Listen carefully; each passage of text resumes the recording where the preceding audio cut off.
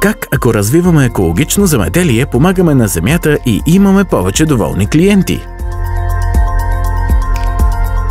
Екологичното земеделие е метод на земеделие, който акцентира върху устойчивостта, баланса с природата и опазването на ресурсите на земята.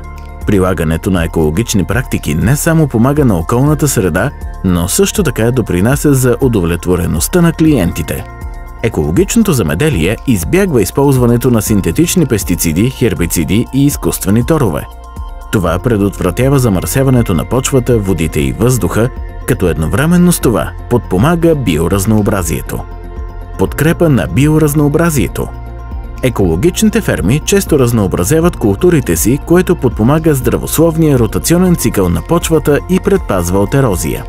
Това също така подпомага естествените врагове на насекомите, вредители, като птици и полезни насекоми.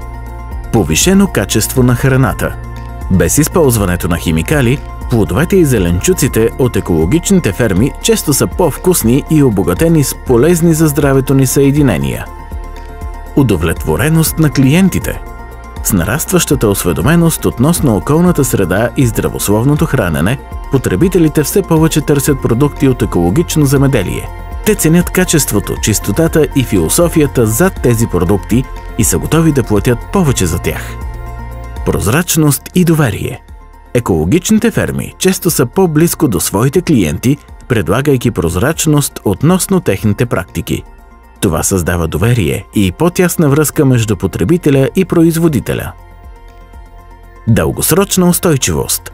Екологичното земеделие не само опазва, но и възстановява ресурсите на земята, осигурявайки устойчиво бъдеще и за следващите поколения.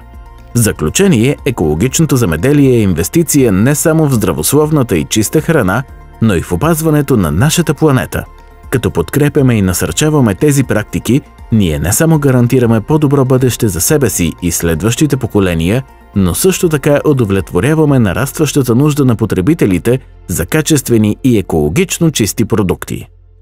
Този видеоклип е изготвен с финансовата подкрепа на Европейски земеделски фонд за развитие на селските райони в изпълнение на административен договор номер BG 06 RDNP 001 19 443 0001 от 9 септември 2021 година за предоставяне на безвъзмездна финансова помощ по мярка 19.2 323 развитие и популяризиране на териториалната идентичност от стратегия за водено от общностите местно развитие на сдружение Микразлог под мярка 19.2 прилагане на операции в рамките на стратегии за водено от общностите местно развитие на мярка 19 водено от общностите местно развитие от Програмата за развитие на селските райони за периода 2014-2020 година.